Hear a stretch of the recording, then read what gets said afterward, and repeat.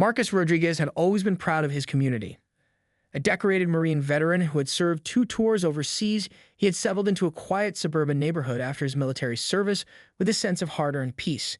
The sprawling suburban development of Oak Ridge Estates had been his family's home for the past 5 years, a carefully chosen location that promised stability and opportunity for his wife Elena and their 2 children, Diego, 10, and Sofia, 7. The Rodriguez family's journey to this neighborhood hadn't been easy. Marcus had grown up in a working-class neighborhood in East Los Angeles, the son of Mexican immigrants who had taught him the value of hard work, education, and respect. His decision to join the Marines had been both a path to opportunity and a way to give back to the country his parents had embraced with such hope. 2 combat tours in Afghanistan had tested him in ways few could understand, watching over his fellow soldiers, protecting communities caught in the crossfire, and learning that true strength was about more than physical prowess. When he returned home, Marcus was different. The war had stripped away any illusions about humanity's complexities. He had seen incredible acts of kindness amid profound darkness, witnessed the shared hopes of people across cultural divides, and understood that fear often masqueraded as hatred. Elena had been his anchor during those difficult years of readjustment, supporting him through nightmares and moments of profound silence. Oak Ridge Estates represented their version of the American dream. It was a meticulously maintained neighborhood with manicured lawns, sidewalks perfect for family bike rides, and a community pool that served as the summer centerpiece for residents. Marcus had chosen this location carefully: good schools, low crime rates, and a seemingly progressive community that appeared to value diversity. Every Saturday was pool day for the Rodriguez family. It was a ritual Marcus cherished. After a week of working as a project manager for a construction company, he loved watching Diego practice his swimming techniques while Sofia played with her waterproof dolls. Elena would typically sit nearby, grading papers. She was a high school English teacher with a passion for literature that matched Marcus's passion for community building. The community pool was more than just a recreational facility. It was a social hub, a place where neighbors exchanged pleasantries, children formed summer friendships, and the diverse fabric of the neighborhood became most visible. Marcus appreciated these moments, seeing families of different backgrounds sharing sunscreen, trading snacks, and watching over each other's children. On this particular Saturday, the temperature had climbed to a sweltering 95 degrees. The pool was crowded, a mosaic of colorful beach towels, inflatable toys, and excited children. Marcus had arrived early, as was his habit, securing a spot near the shallow end where Sofia could play safely. Diego was already practicing his butterfly stroke, determined to improve before the upcoming swim team tryouts. Little did Marcus know that this seemingly ordinary Saturday would become anything but routine. The calm surface of the pool, much like his own carefully maintained composure, was about to be disrupted in a way that would challenge everything he believed about community, respect, and the ongoing struggle against prejudice. The tension began subtly, like a low hum that gradually grew more pronounced. Sarah Matthews, a 52-year-old real estate agent with perfectly coiffed blonde hair and designer sunglasses, had been watching the Rodriguez family since they first moved into the neighborhood. She was a longtime resident of Oak Ridge Estates, someone who prided herself on knowing everyone's business and maintaining what she considered the original character of the community. From her meticulously positioned lounge chair, strategically placed to have a clear view of the entire pool area, Sarah had been observing Marcus and his family with a critical eye. Her gaze was sharp, calculating, filled with a mixture of suspicion and barely concealed disdain. She whispered to her friend Karen, another resident who shared her narrow world view, making pointed comments just loud enough to be overheard. "Look how they take up space," Sarah muttered, her voice dripping with barely concealed racism. "These days, anyone can just move into our neighborhood." Marcus heard her. He always heard comments like these that he had learned long ago to maintain his composure. Years in the Marines had taught him that reactive anger was a weakness, that true strength came from controlled response. He watched Sofia splashing with her pink mermaid floaty, Diego practicing his swimming techniques near the lane markers, and Elena reading a book nearby. As the afternoon heat intensified, Sarah's comments grew more brazen. She began moving closer to the Rodriguez family, her movements deliberate and provocative. Marcus could feel the shift in the pool's atmosphere. Other parents were becoming uncomfortable, some casting sidelong glances, others pretending not to notice. "Excuse me," Sarah said, her voice cutting through the pool's ambient noise. Marcus looked up, meeting her gaze with a calm, measured expression that betrayed nothing of the tension he felt internally. "Do you have a pool membership?" she asked, her tone more accusation than question. Marcus knew exactly what was happening. He had experienced this type of racial profiling countless times in airports and stores, even during his military service. Each encounter was a test of patience, a moment that required strategic thinking. "Yes," he responded evenly, reaching for his wallet. "Would you like to see my membership card?" Sarah hesitated, clearly not expecting such a direct and composed response. Her initial bravado began to waver, but she was not about to back down. "I'm just making sure everyone here belongs," she said, her voice slightly less confident. Diego, sensing the tension, swam closer to his father. Sophia stopped playing, watching the interaction with wide eyes. Elena lowered her book, her hand instinctively moving closer to her children. The pool area had gone quiet. Other swimmers were watching now, a collective breath held in anticipation of what might happen next. Marcus understood the gravity of the moment. This was more than just a confrontation about pool membership. This was about respect, about challenging deep-seated prejudices, about showing his children how to handle discrimination with dignity. He knew his response would define not just this moment, but potentially set a tone for their entire community. Years of military training had taught Marcus Rodriguez more than just tactical skills. They had instilled in him a profound understanding of human nature, conflict resolution, and the power of measured response. As a Marine Corps veteran who had navigated complex cultural landscapes during his tours in Afghanistan, he recognized this moment as another critical test of character. Marcus slowly reached for his wallet, his movements deliberate and calm. His military ID and community pool membership card were kept together, a small detail that spoke to his meticulous nature. He knew that documentation was often the most effective weapon against baseless accusations. Elena watched him carefully, her eyes a mix of support and concern. They had discussed these moments before, how racism could strike unexpectedly, turning an ordinary day into a potential minefield. "Here's my membership," Marcus said, his voice steady and professional. "I'm Marcus Rodriguez. My family and I have been residents of Oak Ridge Estates for 5 years now. We live on Maple Grove Drive, number 1247. Sarah Matthews took a step back, clearly unprepared for such a composed and thorough response. Her initial aggression began to waver, replaced by an uncomfortable mixture of embarrassment and continued prejudice. Around them, other pool-goers had started to pay attention. Parents shifted in their chairs, some looking uncomfortable, others watching with a mix of curiosity and tension. Diego, sensing the complexity of the moment, remained close to his father but stayed quiet. Sophia, too young to fully understand the dynamics at play, continued to play with her water toys, occasionally glancing up at the adults with innocent curiosity. Marcus' approach was strategic. He wasn't just defending himself. He was creating a teachable moment. Years of military leadership had taught him that true strength wasn't about physical intimidation, but about maintaining dignity and presenting facts calmly. He knew that racism often thrived in moments of emotional volatility, and by remaining calm, he was dismantling Sarah's attempt to create a confrontation. "Is there anything else I can help you with?" he asked, his tone neutral but firm. The question hung in the air, a challenge disguised as a courtesy. Sarah stammered, her previous confidence completely deflated. The other pool-goers began to exchange glances. A few nodded almost imperceptibly, a silent show of support for Marcus's measured response. Elena understood her husband's approach intimately. As a high school English teacher, she had her own experiences confronting prejudice, often through education and dialogue. She knew Marcus wasn't just handling this moment for himself, but for their children, for their community. The pool's atmosphere had transformed. What had begun as a potential racial confrontation was now a lesson in dignity, respect, and the power of calm reasoning. Marcus had effectively turned Sarah's attempt at marginalization into an opportunity for reflection. Around them, the summer day continued. Children splashed, the sun continued its arc across the sky, and the community pool remained a shared space, a small battlefield where understanding could triumph over prejudice, one measured interaction at a time. Marcus returned to his family, giving Sophia a gentle smile and adjusting Diego's swimming goggles. To anyone watching, it might have seemed like nothing extraordinary had happened.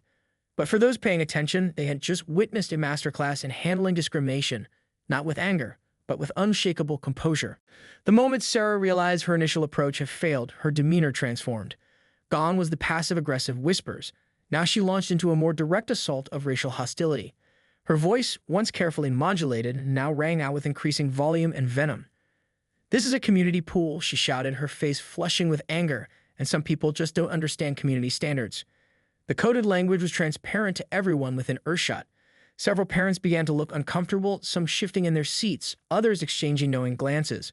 Children, sensing the rising tension, began to grow quiet, their splashing gradually subsiding. Marcus remained seated, but his body language changed subtly.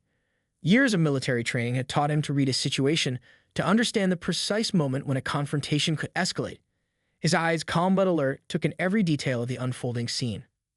"I pay my taxes," Sarah continued, her voice rising, "and I've been in this neighborhood for 20 years. These people come in and think they can just..." Before she could finish her sentence, Tom Harrison, A middle-aged white man sitting nearby stood up. But local high school history teacher Tom had been quietly observing the entire exchange. "Sarah," he interrupted, his voice firm but measured, "that's enough." The pool area fell into a stunned silence. Tom's intervention was unexpected.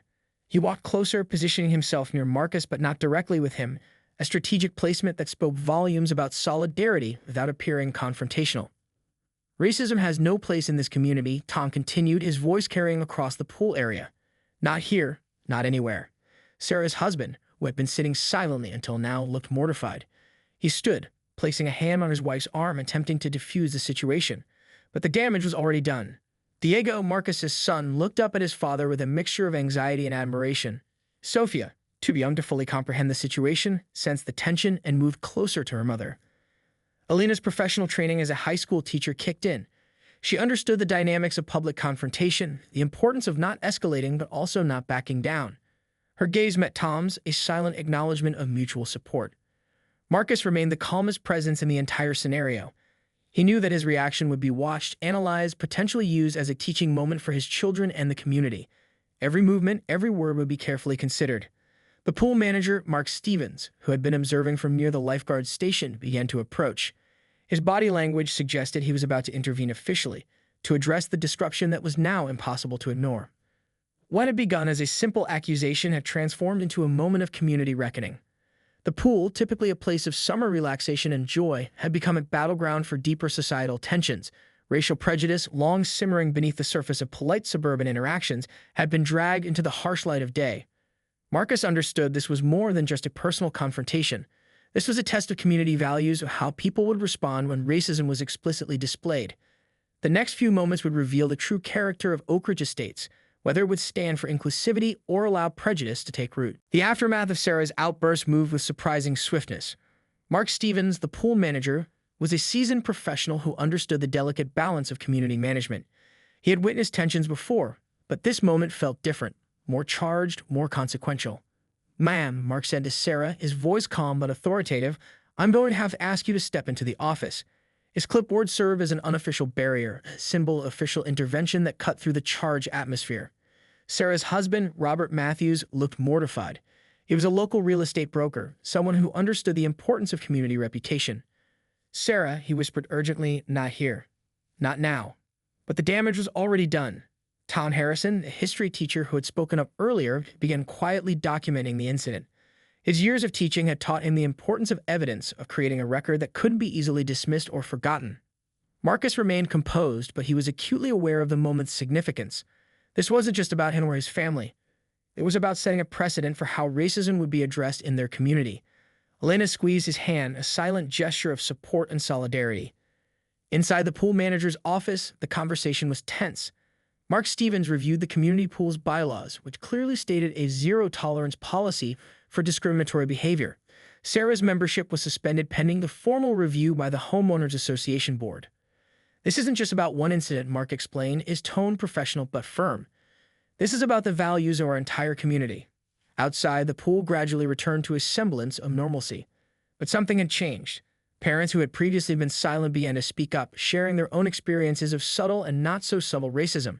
Tom Harrison started organizing a community dialogue, inviting local leaders, school administrators, and residents to discuss inclusivity. Marcus found himself at the center of an unexpected movement. His calm response had become a model of dignity under pressure. Local community leaders reached out, asking him to speak at upcoming events about community building and mutual respect. The Rodriguez family became a focal point of positive attention.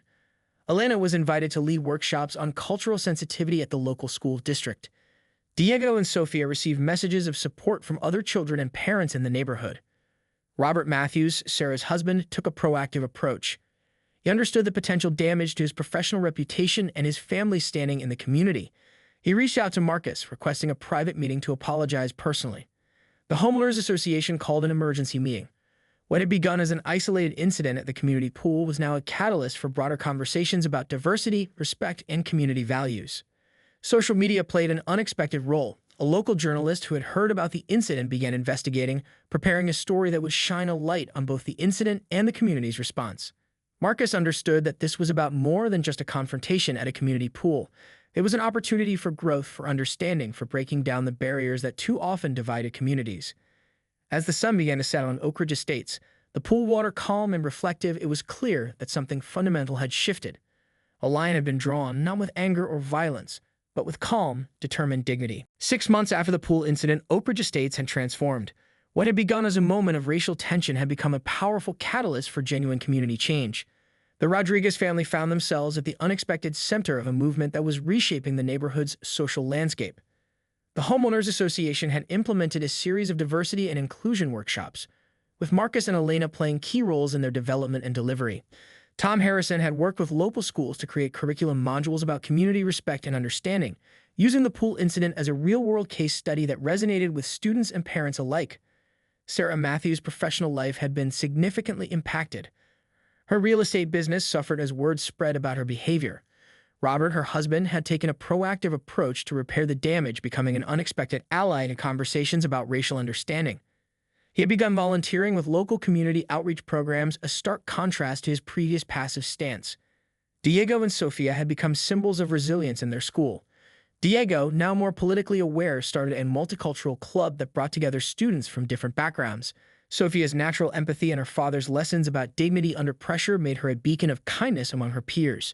The community pool, once a site of conflict, had become a model of inclusive space. New policies were implemented, including mandatory cultural sensitivity training for all members. Mark Stevens, the pool manager, had been promoted to a community liaison role, tasked with ensuring the development of inclusive community spaces. Elena's work as an educator took on new meaning.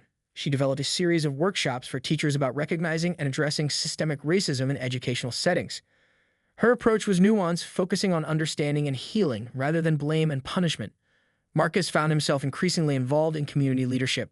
He was invited to speak at veterans groups, schools, and community centers about leadership, respect, and navigating difficult conversations about race.